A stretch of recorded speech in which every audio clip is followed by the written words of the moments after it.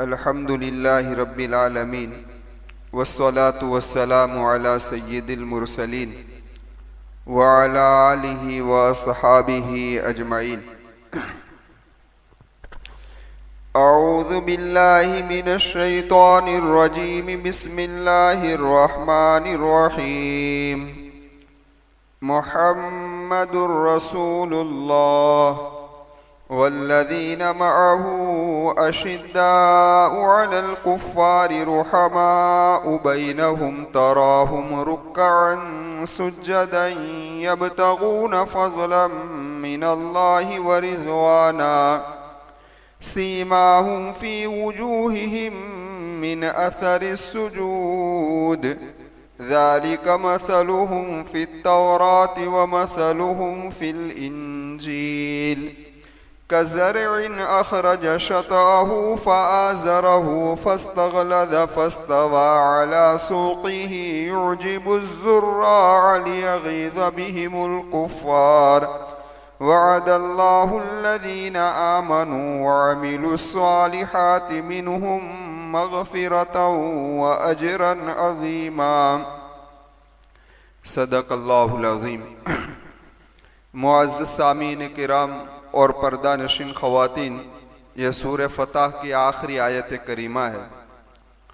گزشتہ مجلس کے اندر یہ بات عرض کی گئی تھی، وَقَفَى بِاللَّهِ شہیدہ کا تعلق آگے سے بھی ہو سکتا ہے اور پیچھے سے بھی ہو سکتا ہے کہ اللہ تبارک و تعالیٰ کافی ہے گواہ، جس کا ترجمہ ہے اگر آگے سے اس کا تعلق ہوگا تو مطلب یہ ہوگا کہ اللہ اس بات پر گواہ ہے کہ دین حق غالب ہو کر ہی رہے گا، اور اگر کفا باللہ شہیدہ کا تعلق بعد سے ہے یعنی محمد رسول اللہ سے ہے تو خلاصہ کلام یہ نکلے گا کہ اللہ تبارک و تعالی اس بات پر گواہ ہے کہ محمد صلی اللہ علیہ وسلم اللہ کے رسول ہے۔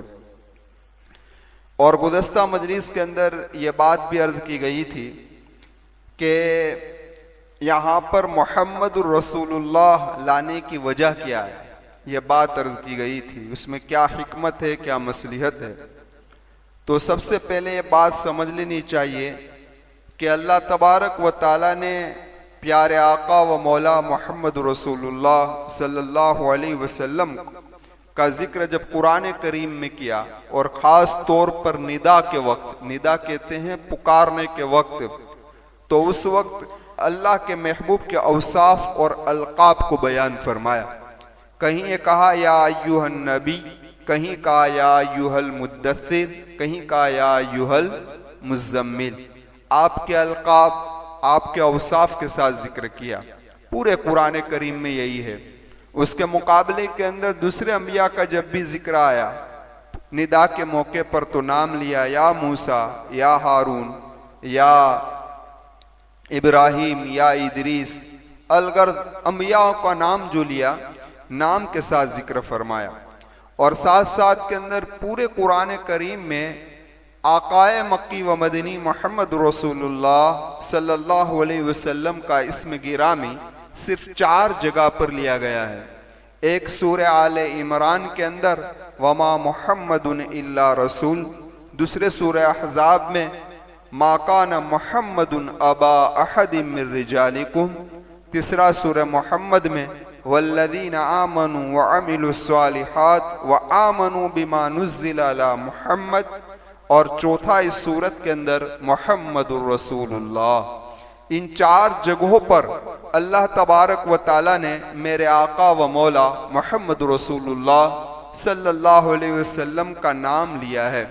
ان 4 جگہ پر کچھ نہ کچھ مصلحت تھی، کچھ نہ کچھ حکمت تھی کہ جس کے بنا پر آپ کا نام نامی اسم گرامی لیا گیا۔ یہاں کیا حکمت تھی؟ اور یہاں تو محمد الرسول اللہ پورا جملہ آیا، پہلی 3 جگہ پر اس طریقے سے جملہ آیا نہیں ہے۔ تو یہاں اس پورے جملے کو لانے کی، نام کو اس طریقے سے لانے کی کیا وجہ تھی؟ تو آپ کے حضرات کے سامنے اس سے پہلے حدیبیہ کا واقعہ گزر چکا کہ حدیبیہ کے موقع پر جب صلح نامہ لکھا جاتا تھا تو صلح نامہ میں حضرت علی رضی اللہ تعالیٰ عنہ نے لکھا محمد الرسول اللہ۔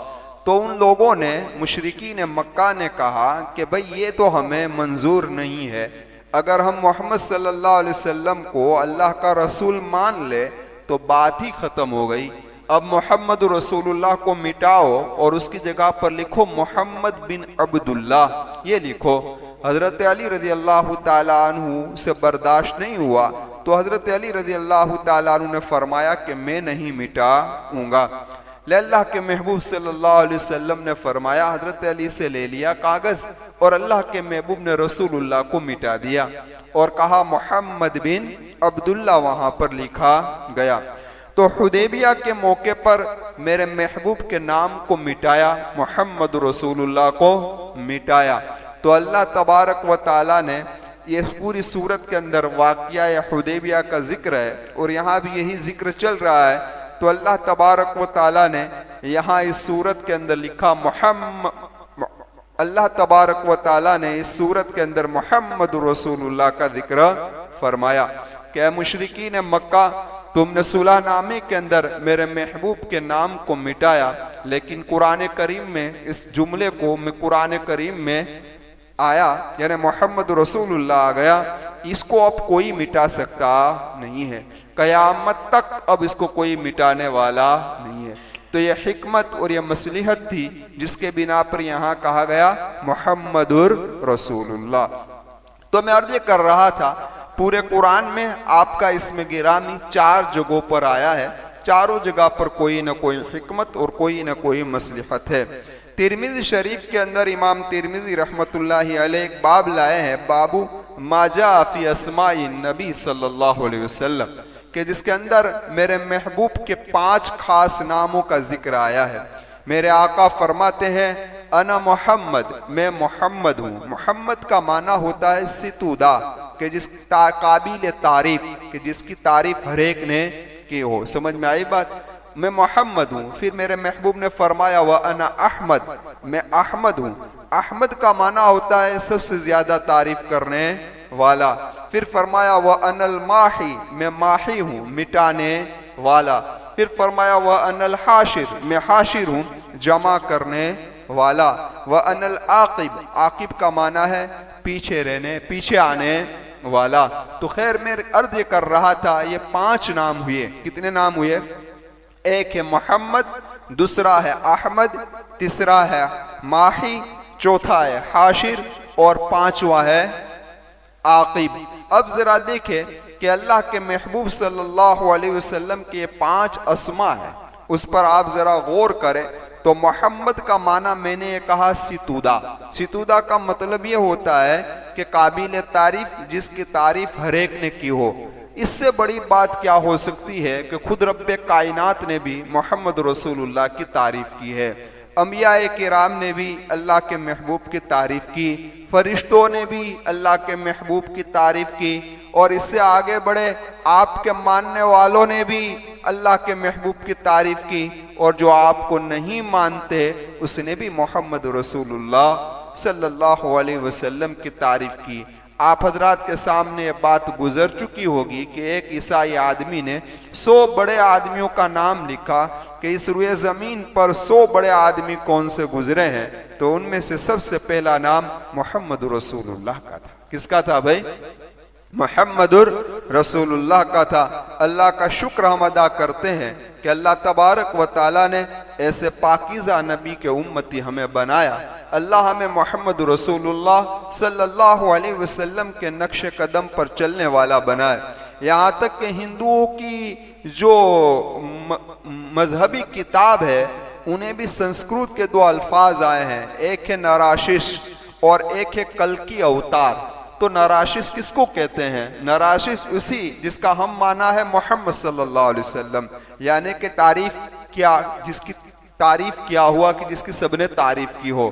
اور اس طریقے سے کلکی اوتار کا ترجمہ بھی یہی ہے کہ خاتم النبیین کے معنی میں آتا ہے کہ کلکی اوتار یعنی آخری نبی۔ تو یہ ہندوؤں کی مذہبی کتابوں میں بھی محمد رسول اللہ صلی اللہ علیہ وسلم کا ذکر موجود ہے۔ تو آپ کا دوسرا نام ہے احمد، احمد کا معنی ہوتا ہے سب سے زیادہ تعریف کرنے والا۔ اللہ کے محبوب نے جتنی اللہ کی تعریف کی ہے اتنی نہ قیامت تک کوئی کر سکتا ہے نہ آج تک کسی نے کی ہے۔ تو یہ ہے احمد۔ اسی لیے اگلے انبیاءوں کا جب ذکر آیا ہے تو اگلے انبیاءوں میں بھی محمد رسول اللہ صلی اللہ علیہ وسلم کی جو بشارت دی تو اسے احمد کے نام سے بشارت دی۔ قرآن کریم میں سورہ صف کے اندر اس کا ذکر موجود ہے کہ حضرت عیسیٰ علیہ السلام نے ذکر فرمایا اپنی قوم کے سامنے تو میرے محبوب کا نام اسم گرامی احمد کا ذکر کیا۔ اب ذرا دیکھیں آپ کہ آپ کا تیسرا نام ہے وَأَنَا الْمَاحِي، میں مٹانے والا۔ مٹانے والے سے کیا مراد؟ یعنی کہ اللہ تبارک و تعالی میرے ذریعے سے الذی یمحو اللہ، میرے ذریعے سے بی الکفر، کفر کو مٹائے گا۔ یعنی اللہ کے محبوب کے ذریعے سے کفر مٹے گا۔ مٹے گا کا مطلب کیا ہے کہ وہ مغلوب ہو جائے گا اور دین اسلام غالب ہو جائے گا۔ گزشتہ مجلس میں یہ بات میں نے عرض کی تھی کہ دلائل کے اعتبار سے دین اسلام سارے ادیان یعنی دوسرے سارے دینوں پر کیا ہے بھائی؟ غالب ہے۔ چوتھا نام میرے محبوب صلی اللہ علیہ وسلم کا ہے وَأَنَا الْحَاشِرُ، اس کے بارے میں خود ترمذی کے الفاظ ہے کہ الَّذِي يُحْشَرُ النَّاسُ عَلَىٰ قَدَمَيْ، کہ اللہ تبارک و تعالی میرے دونوں قدموں کے درمیان میں لوگوں کو جمع کریں گے۔ اس میں اشارہ ہے کہ قیامت میری نبوت کے زمانے میں آئے گی، اور اس میں اشارہ ہے کہ میرے بعد اب کوئی نبی آنے والا نہیں ہے۔ اس لیے آپ کا ایک نام ہے وَأَنَا الْحَاشِرُ، ایک نام ہے وَأَنَا الْعَاقِبُ، کہ میں عاقب ہوں۔ عاقب کا معنی ہوتا ہے پیچھے آنے والا۔ یعنی خلاصہ کلام یہ ہے جس میں ترمذی شریف کے الفاظ ہے الذی لیس بعدی نبی، کہ میرے بعد کوئی نبی آئے گا نہیں۔ اور یہی ہمارا عقیدہ ہے کہ محمد رسول اللہ صلی اللہ علیہ وسلم آخری نبی ہے، آپ کے بعد کوئی نبی آنے والا نہیں ہے۔ اور یہ جو بات ہے اس کو ہم بالکل معمولی نہ سمجھے۔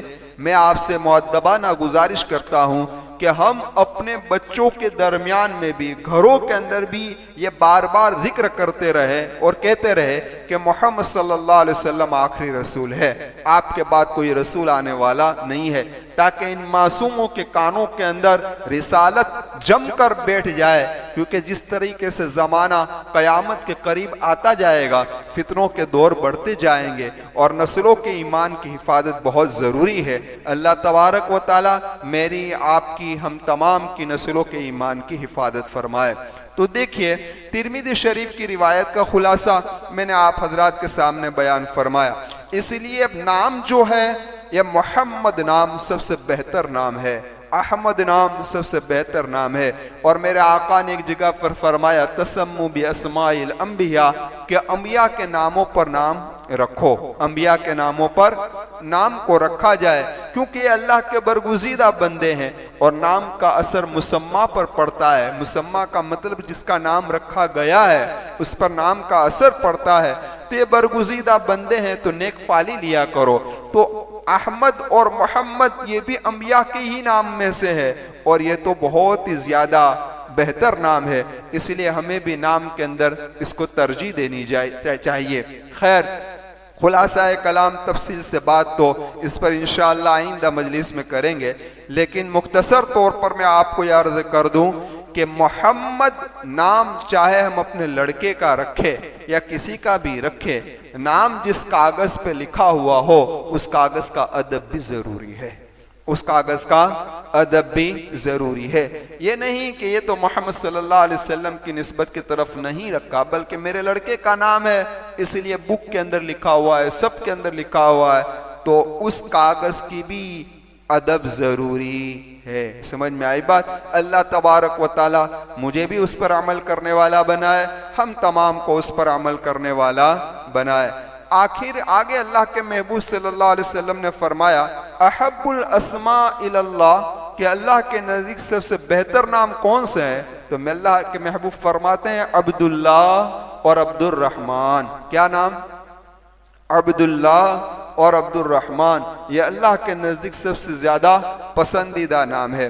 اب علماء کی ایک جماعت اس طرف گئی ہے کہ بھئی یہاں ایک مثال بیان کی گئی ہے عبداللہ اور عبد الرحمن کی، ورنہ مراد یہ ہے کہ ہر وہ نام جس کے اندر عبدیت ظاہر ہوتی ہو وہ سارے نام اللہ کے نزدیک پسندیدہ ہے.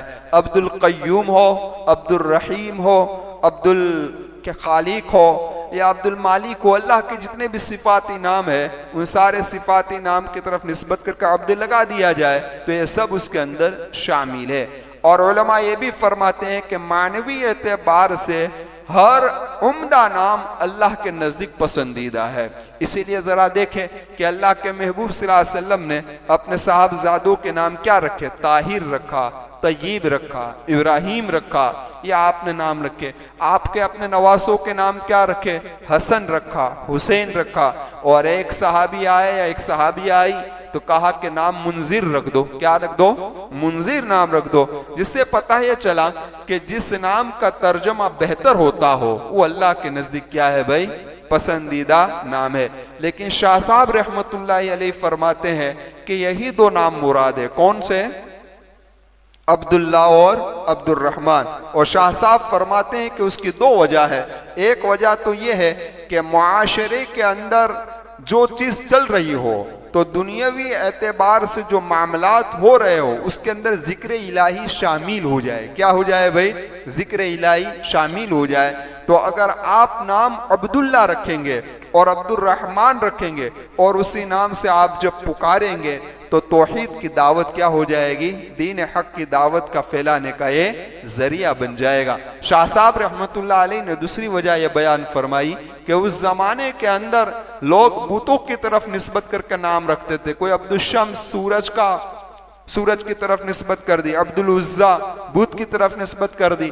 تو اللہ کے محبوب توحید کو لے کر آئے تھے اور توحید پھیلانا آپ کا مقصد تھا, تو نام بھی اسی طریقے سے رکھے گئے کہ جس کے اندر توحید کا لحاظ کیا جائے. اس لیے شاہ صاحب فرماتے ہیں کہ عبداللہ اور عبد الرحمن یہی دو نام مراد ہے. اب سوال یہ پیدا ہوتا ہے کہ یہ تو دوسرے ناموں میں بھی ہو سکتا ہے, عبد الرحیم, عبد القیوم, سب کے اندر ہو سکتا ہے, یہی دو نام کیوں خاص ہے؟ تو علماء نے اس کا جواب یہ دیا ہے کہ اللہ یہ اللہ کا ذاتی نام ہے, یہ کوئی رکھ سکتا نہیں ہے. تو عبداللہ آ گیا اور دوسرا نام عبد الرحمن ہے, تو یہ رحمان یہ اللہ کی خاص صفت ہے, یہ صفت اور کسی کے ساتھ ہو سکتی نہیں ہے.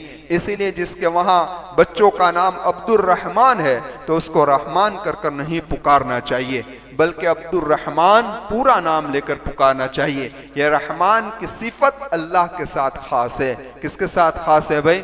اس لیے فرمایا کہ یہ دونوں نام اللہ کے ساتھ خاص ہے. اس بنا پر چاہیے یہ کہ اس کا پورا نام, اسی لیے ان دونوں ناموں کا ذکر آیا ہے. خیر میں عرض یہ کر رہا تھا آپ حضرات کے سامنے کہ اللہ کے محبوب صلی اللہ علیہ وسلم کے ناموں کی بھی فضیلت ہے, لیکن ایک اسم, ایک نام علم ہوتا ہے اور ایک نام صفت کا ہوتا ہے, وصفی نام ہوتا ہے. مثال کے طور پر میں آپ سے کہوں کہ کہا جائے کہ علم ایک ذاتی نام ہوتا ہے, وہ ایک ہی ہوتا ہے, وہ کثرت سے ہوتا نہیں ہے. لیکن جو وصفی نام ہوتے ہیں, آدمی میں بہت ساری خوبیاں ہو تو اس کے وصفی نام کیا ہوتے ہیں؟ بہت ہی زیادہ ہوتے ہیں. جس طریقے سے کہا جائے کہ محدث کبیر, قطب الارشاد, قطب الارشاد کا مطلب کیا ہے؟ دینی رہنمائی کا مرکز. حضرت اقدس, بڑے حضرت, ماحی بدعت کو مٹانے والے, داعی سنت کو دعوت دینے والے. کون؟ تو کہ مولانا عبد الرشید صاحب گنگوہی رحمت اللہ علیہ. تو نام تو صرف عبد الرشید ہی ہے ورنہ ساری القاب ہے اور اوصاف ہے. تو اوصاف کئی ہو سکتے ہیں لیکن ذاتی نام کیا ہو سکتا ہے؟ ایک ہو سکتا ہے. تو اللہ کا ذاتی نام ایک ہے, آپ کے اوصافی نام بہت سارے ہیں. محمد صلی اللہ علیہ وسلم کا بھی ذاتی نام کیا ہے؟ محمد ہے, اور آپ کے بھی اوصافی نام کیا ہے بھائی؟ بہت سارے ہیں. اسی لیے علماء نے لکھا ہے کہ اولاد کا باپ پر 3 حق ہے. ہم نے آج تک ہم سنتے ہیں کہ ماں باپ کے حق, لیکن اولاد کا بھی حق ہے ماں باپ پر, خصوصاً باپ پر. ان میں سے پہلا حق یہی ہے کہ نیک عورت سے شادی کرے. یہ اولاد کا حق میں سے, نیک عورت سے شادی کرنا یہ اولاد کے حق میں سے ہے. کیونکہ آدمی جب نیک عورت سے شادی کرے گا تو اس کی کوکھ سے جو بچہ بھی پیدا، اس کی کوکھ کے اندر جو بچہ پرورش پائے گا وہ بھی انشاءاللہ کیا بنے گا؟ نیک بنے گا۔ اس بنا پر کہ پرورش کے اندر زیادہ دخل جو ہوتا ہے وہ ماؤں کا ہوتا ہے۔ باپ تو صبح سے چلے جاتے ہیں، شام کو آتے ہیں، ماں کے پاس بچہ کئی گھنٹوں تک رہتا ہے، تو جس گھر کے اندر مائیں بن گئی اس گھر کے اندر گھر بن جایا کرتا ہے۔ اللہ تبارک و تعالیٰ سے دعا کرتے ہیں اللہ ہماری اولاد کو بھی نیک بنائے۔ تو پہلا حق تو کیا ہے کہ شوہر باپ کو چاہیے کہ اپنی شادی کے لیے نیک عورت کو تلاش کرے۔ آپ لوگوں کی تو ماشاءاللہ شادیاں ہو گئی ہے نا بھائی، اللہ آپ کی اور میری سب کی بیویوں کو کیا بنا دے؟ نیک بنا دے۔ اور جو بیچاروں کی نہیں ہوئی اللہ انہیں نیک اولاد، نیک عورت نصیب فرمائے۔ خیر میں عرض یہ کر رہا تھا کہ دوسرا حق کون سا ہے؟ تو فرمایا دوسرا حق یہی ہے کہ جب بچہ پیدا ہو تو اس کا اچھا نام رکھا جائے۔ یہ بھی اولاد کا حق ہے، اولاد کا حق ہے، اچھا نام رکھا جائے۔ علماء نے لکھا ہے اس سے بہتر تحفہ کوئی بیٹے کے ایک باپ کی جانب سے بیٹے کو نہیں پہنچتا۔ سب سے بہتر تحفہ یہ ہے کہ بچہ پیدا ہو تو بہتر سے بہتر نام رکھے، اچھے سے اچھا نام رکھے کہ جس کا ترجمہ اچھا ہو رہا ہو، جس کا ترجمہ کیا ہو رہا ہو؟ اچھا ہو رہا ہو، ایسا نام رکھے۔ آگے سنیے تیسرا حق کون سا ہے؟ تو کہ تیسرا حق یہ ہے کہ اولاد کی بہترین تربیت کی جائے۔ آج ہمارے پاس مال ہے تو ہم یہ فکر کر رہے ہیں کہ ہم اس طریقے سے مال کو چھوڑ کر جائے کہ ہماری اولاد کو کام آئے۔ حالانکہ اگر اولاد دینی اعتبار سے دیندار نہیں ہے تو پہلے کام یہ کرنا چاہیے کہ ہمارا جو مال ہے اس کو اس اولاد کی تربیت کے لیے خرچ کیا جائے کہ اگر اولاد کی تربیت ہو گئی اور اگر یہ نیک بن گئے تو ہماری آخرت کا یہ بہترین ذخیرہ بن جائے گا۔ اللہ سے دعا کرتا ہوں اللہ ہم تمام کی اولاد کو نیک بنائے، صالح بنائے، دین کے داعی بنائے، متقی بنائے، پرہیزگار بنائے، ہمارے آخرت کا بہترین ذخیرہ اللہ تبارک و تعالیٰ اسے بنا دے۔ آخر میں ایک بات سن لے پھر بات کو ختم کرتے ہیں۔ اللہ کے محبوب صلی اللہ علیہ وسلم کے سامنے جب کوئی نام ایسا ہوتا کہ جس کا ترجمہ صحیح نہیں ہوتا تو اللہ کے محبوب صلی اللہ علیہ وسلم نام کو بدل دیتے تھے۔ کیا کر دیتے تھے؟ اس لیے ہمیں بھی چاہیے کہ اگر ہماری اولاد کا نام بھی ایسا ہو یا ہماری اولاد کو ایسے نام سے پکارا جا رہا ہو کہ جس کا ترجمہ صحیح نہ ہو رہا ہو تو فوراً اس کو روک لینا چاہیے۔ آج کل رواج ہے لوگ پپو کے ذریعے بلاتے ہیں، کوئی گڈو کے ذریعے بلاتے ہیں، تو یہ کوئی مناسب بات نہیں ہے۔ بلاؤ ایسے ناموں سے کہ جس کا ترجمہ کیا ہو رہا ہو؟ صحیح ہو رہا ہو۔ حضرت عبداللہ ابن عمر رضی اللہ تعالیٰ عنہ فرماتے ہیں کہ ایک لڑکی نبی کریم صلی اللہ علیہ وسلم کے پاس، یعنی ذکر ہوا نام کا، وہ لڑکی بھی کوئی معمولی لڑکی نہیں تھی، حضرت عمر رضی اللہ تعالیٰ عنہ کی لڑکی تھی جس کا نام تھا آسیہ۔ کیا نام تھا؟ آسیہ۔ تو اللہ کے محبوب صلی اللہ علیہ وسلم نے فرمایا آسیہ بدل دو اور اس کا نام رکھو جمیلہ۔ کیا رکھو؟ جمیلہ۔ آسیہ کا معنی ہوتا ہے گنہگار۔ کیا ہوتا ہے؟ نافرمانی کرنے والی۔ تو اللہ کے محبوب نے فوراً نام بدل دیا اور کہا جمیلہ رکھو، اچھے اخلاق والی۔ سمجھ میں آئی بات؟ تو پتا چلا کہ نام جب برا ہو تو اس کو فوراً بدل دینا چاہیے۔ دیکھیے ایک آسیہ ہے عین الف اور صاد کے ساتھ، اس کا معنی ہے نافرمانی کے، وہ نام صحیح نہیں ہے۔ لیکن ایک آسیہ ہے حمزہ اور سین کے ساتھ۔ کس کے ساتھ؟ حمزہ اور سین کے ساتھ، جس کا معنی ہوتا ہے غم کے۔ کس کا ترجمہ کیا ہوتا ہے؟ غم۔ تو یہ تو رکھ سکتے ہیں، یہ رکھ سکتے ہیں، کیونکہ اللہ کے محبوب صلی اللہ علیہ وسلم کی حدیث کا خلاصہ ہے وَأَصْدَقُهَا کہ نام میں سے سب سے زیادہ سچے نام کیا ہے؟ تو کہ حارث اور حمام۔ حارث کا معنی کیا ہے؟ حارث کا معنی ہے کھیتی کرنے والا، کمانے والا۔ تو ہر آدمی آج کمانے میں لگا ہوا ہے، تو یہ سچا نام ہو گیا، جیسا نام ہے ایسا مسمى بھی ہے۔ اس طریقے سے حمام کا معنی کیا ہے؟ ارادہ کرنے والا۔ ہر آدمی آج ارادہ کر رہا ہے کوئی نہ کوئی، تو وہ بھی سچا ہو گیا۔ تو اس طریقے آسیہ حمزہ اور سین کے ساتھ اس کا معنی ہے غم.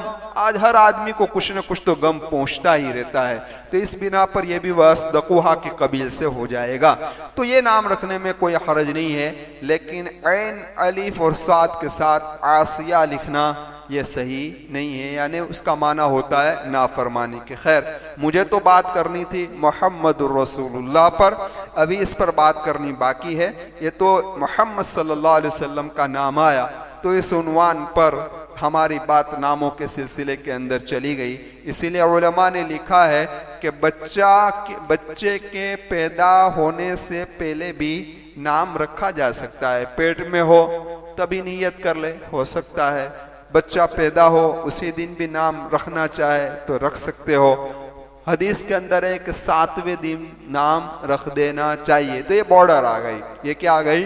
بارڈر, کہ 7واں دن جب بچہ کا ہو پیدائش کا تو اسی وقت اس کا نام کیا کر دینا چاہیے بھائی؟ رکھ دینا چاہیے. اس کو زائد بال ہے وہ بھی کیا کر دینے چاہیے؟ کاٹ ڈال. زائد بال سے مراد سر کے بال, یعنی سر کے بال جو ہے وہ کیا کر دینا چاہیے بھائی؟ کاٹ ڈالنے چاہیے. اور عقیقہ کر دینا چاہیے. عقیقہ سے بلاؤں سے مصیبت سے بچہ کیا ہو جاتا ہے؟ محفوظ ہو جاتا ہے. اور آپ جانتے ہیں کہ ملت ابراہیم میں حج ہے کہ نہیں ہے؟ ہے نا, حج ہے. تو حج میں کیا ہوتا ہے؟ حج کے اندر قربانی کے بعد کیا ہوتا ہے؟ حلق ہوتا ہے نا. تو یہاں بھی یہی ہے کہ بچے کا 7واں دن ہو جائے تو حلق کرا دو.